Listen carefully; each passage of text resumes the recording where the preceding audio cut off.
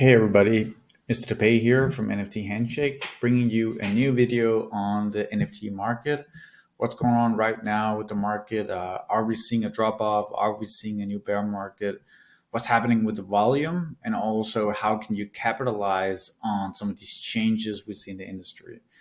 I know a lot of people are freaking out because they see the volume is dropping and can they make money? And what about holding Ethereum? What about holding NFTs? We're going to address all that in this video. And we're also going to go through exactly how you can profit from this market.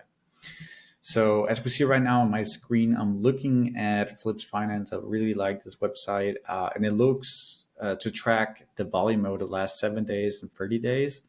I actually realized this chart is not super accurate. So if you Google OpenSea Volume chart, you can find better ones. And I actually really like this one that was made on June, where we can track the volume. We can see very, very segmented. And we can see that from November 2021, we kind of have a peak up towards January 2022. We saw that the crypto market followed a similar trend. It kind of went a little bit like that as well. So that we can actually see that the crypto market is quite correlated with the NFT market as well. And I guess that really goes together with the fact that when things are pumping, people have money, they're looking to capitalize, they're looking to put more money into the space, and they're looking to take that Ethereum and just get greedy. You know, they're going to enter. But when things are rough and the market is going down, crypto is crashing, these are basically the investments that people will pull first, even before stocks, perhaps even before real estate and everything that's not very liquid. So that's what we're seeing right now in the market. People are covering their losses, using what they have invested, and probably using it for other stuff that they need, expenses in their lives. So I think that this is just what happens due to the market conditions we're in. And that's a whole different discussion, but let's not dive too much into that. But let's look at the NFT market right now. We can see that since March, we had overall a decline, except for a few days of big launches. And we can see the market is really, really going down. The daily volume is so low. But what's really important to understand is that low volume doesn't mean you cannot make money. It just means that there's less liquidity in the market and that you probably have to think more about what you're doing, potentially not hold NFTs as long, and focus on flipping, which is what we do all the time here at NFT Handshake. This low volume means that more people are looking to exit their positions than people are looking to enter a new position. And also it means that there's just very low liquidity. So if you want to sell an NFT, it's harder to get rid of it. And that's something we can take advantage of when we're bidding and flipping NFTs. So let's dive into how you can make money in this market specifically. One thing I really like to look at is the market and looking for collections that I can flip really easily. So I'm definitely not going to be holding for weeks. I'm not going to be trying to time the market. I'm going to be bidding on something that I know as soon as a bid gets accepted, then I can instantly flip it, relist it, sell it for profit. So analyzing liquidity for that specific collection is important. Maybe some of the fundamentals for the collection, it can be really good to look at as well. And just don't take big gambles. Don't hold long time. It's just way too risky. I always say to people that it's not risky to flip in a bear market or in a market that's going down. It's risky to hold things because you're basically holding things that previously had a lot of volume, and now it's going down. It's going to be almost impossible to get rid of it. So let's take a look here. One of the things I really like to do is go into Flip's Finance and just sort based on 24 hours listings.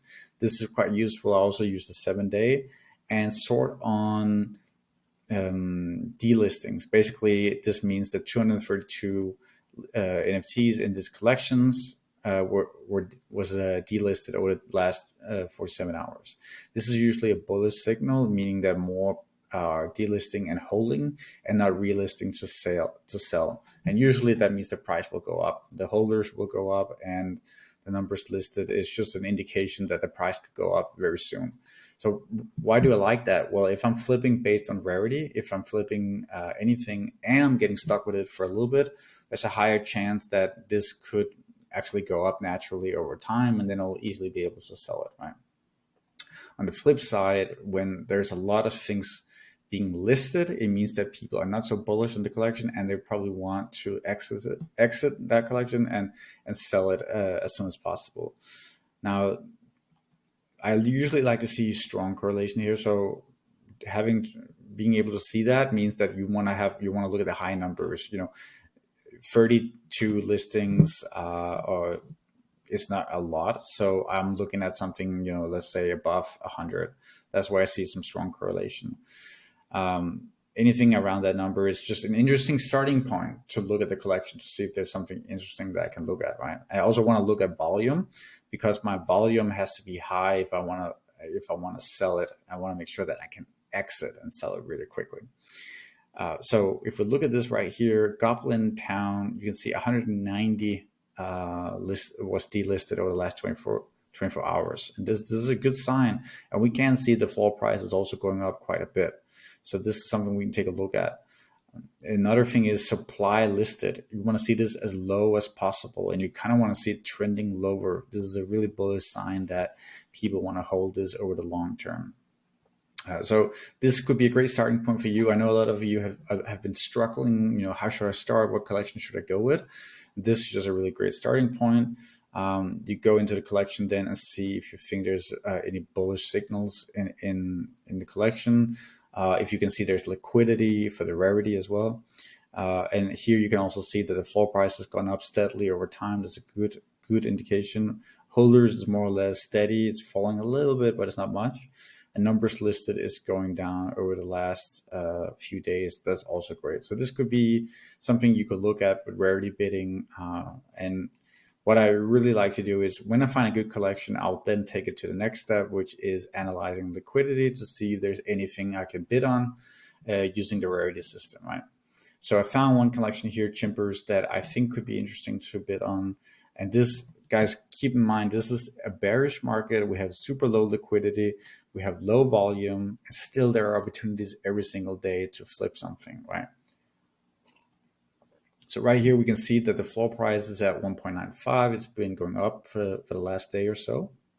We can also see sales volume is up 14%. Daily sales is at 177. So it's highly liquid, this collection. Now we're going to look at the trades over the last 7 days. This is what I really like to look at. Now we know that the floor price is 1.95, right? So it means that if we are using the rarity system, we probably want to bid over the floor price. Otherwise, no one is going to accept our bid, right? Like I'm going to want to bid on something that's kind of rare, and I'm going to bid a little bit over the floor price, maybe 5-10%, so that somebody holding it will say, "Whoa, that's a great offer. Is even above the floor." And then maybe they will accept it just to exit and feel like they made a really good trade. But we know that that specific entity that they are holding could actually be sold for way more. So if I look in here, I can see epic, legendary, rare, uncommon. This just gives me an indication of what is selling, how much is selling per day. And we know that the floor price is 2. So anything above that 2 line is being sold at a premium. And we can see here that's quite a bit, maybe there's like 30 or 40 NFTs in that collection being sold per day above the floor price. So that's pretty interesting.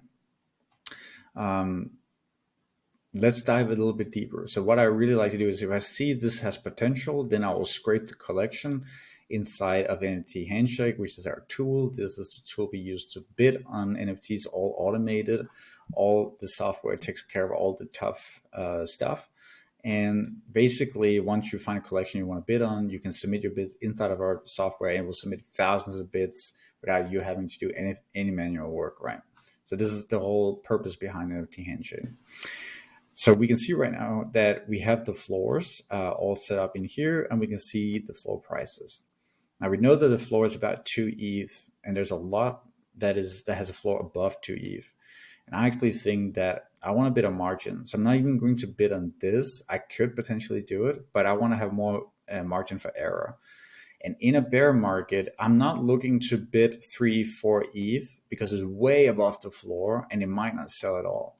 So I'm looking to maybe submit bids 5 or 10% above the floor, which means I'll probably be bidding, like if it's 1.95, I might be bidding 205. So bidding a little bit above the floor, just enough for people to feel like, oh, that's a pretty decent offer. I'm going to accept that.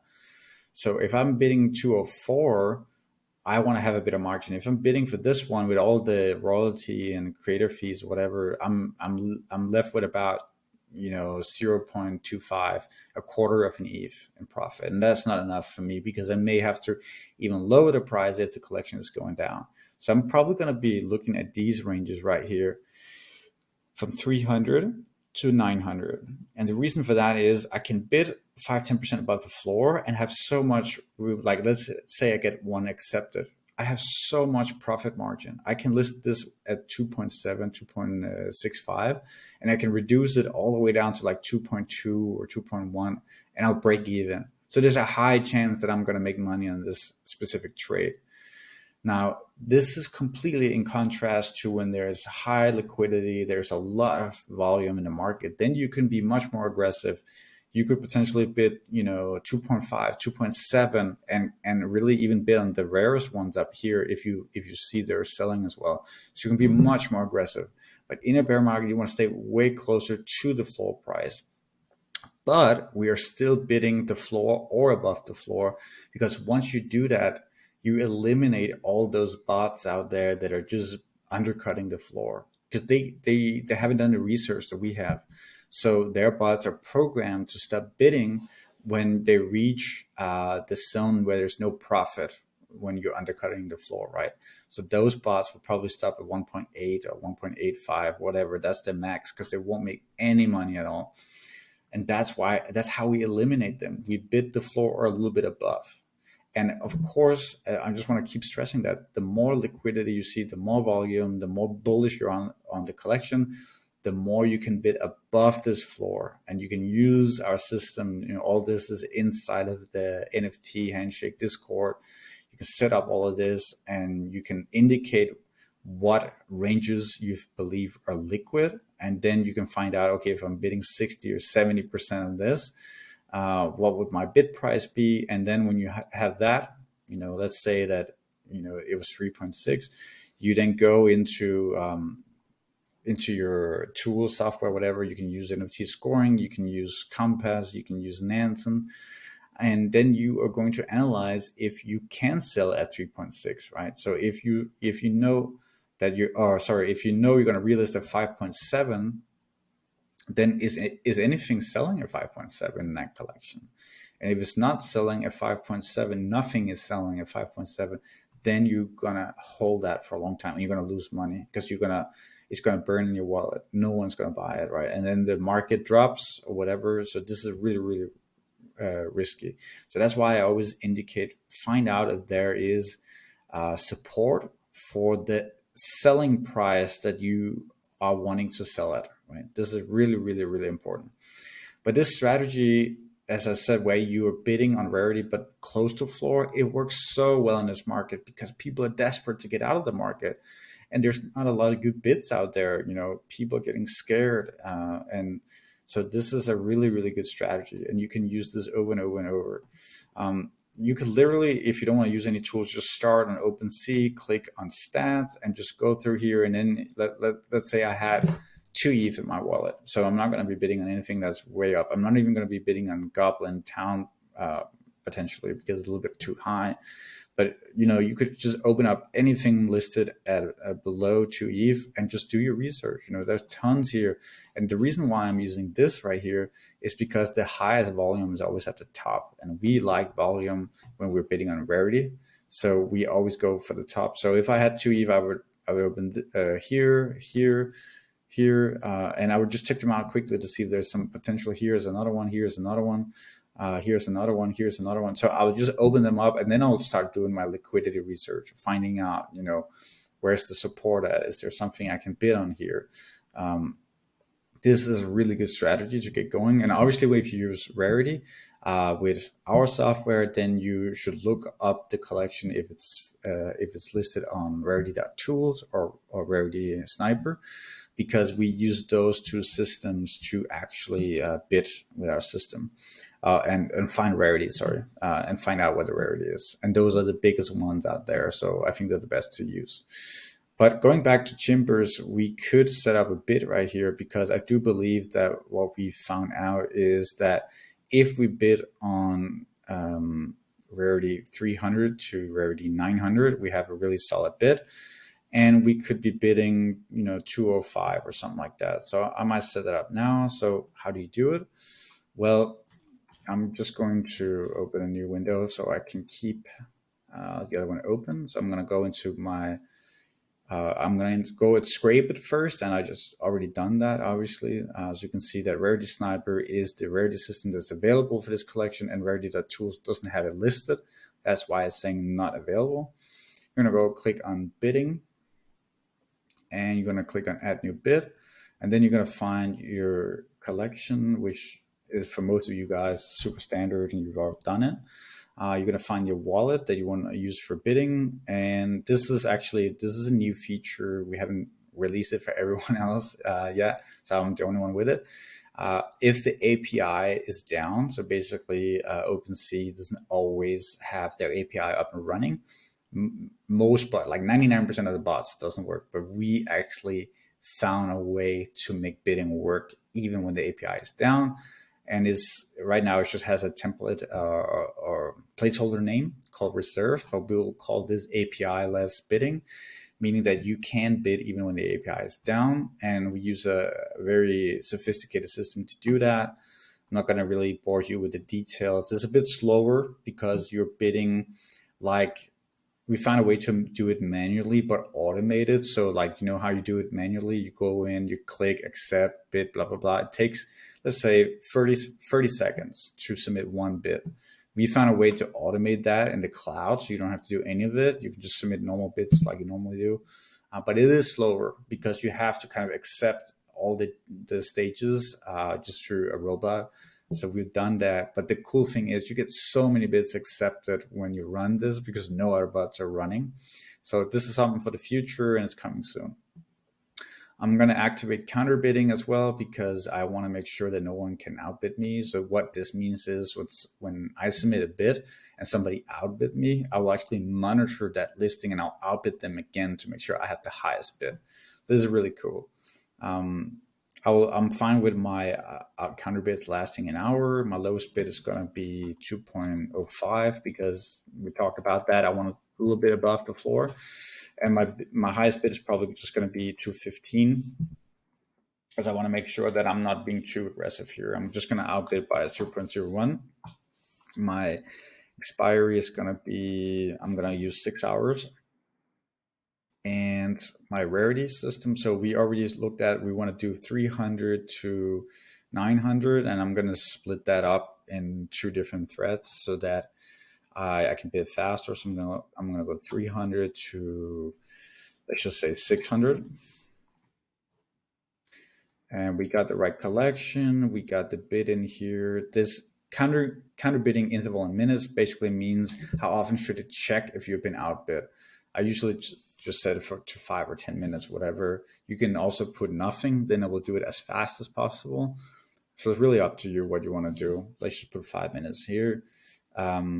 Yeah, this is all the settings. You can see a summary here of my bid.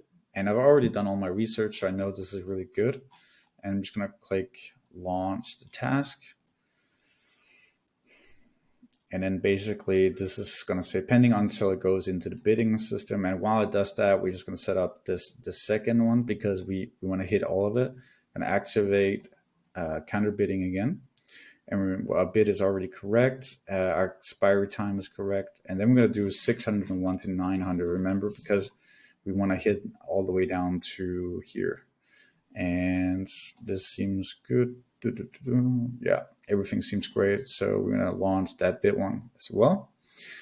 And now we got those two bits up, and I think they're really good because we've done our research, and this isn't a bear market, and we're still finding great opportunities all the time, which is what I really love about flipping.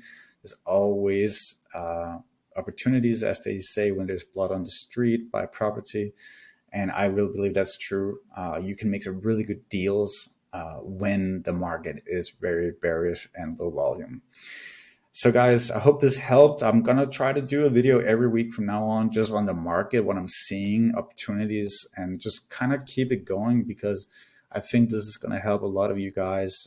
It's basically just gonna be me talking for 30 minutes every Friday or something like that. We just give my latest news on the tool and just strategies and things I'm doing to help you guys stay updated and hopefully get better results with our software. If you're new to everything, NFT Handshake is a bidding platform where you can bid on collections in OpenSea to flip NFTs. We have almost 50 members right now, and we're all on a Discord talking, helping each other. We have private access to a lot of channels on the Discord that you can only see when you become a member. But that's where a lot of the value also lies. And we're really excited. Right now, we are launching a new and improved system for counter bidding so that you're consistently outbidding others. We also have looping in the works, meaning that the bids will be automated. You can just set it up, it will run forever, and you don't really have to set it up again. We also have bidding in USDC, so you can bid in a stable coin and DAI. We have Solana bidding coming up. We have so much. Our roadmap is gigantic. You can see it in here. Just working on stuff constantly. And yeah, we're just going to continue to push, and we're really excited to take this to the next level. So hope you enjoyed this one, and have a good day, guys.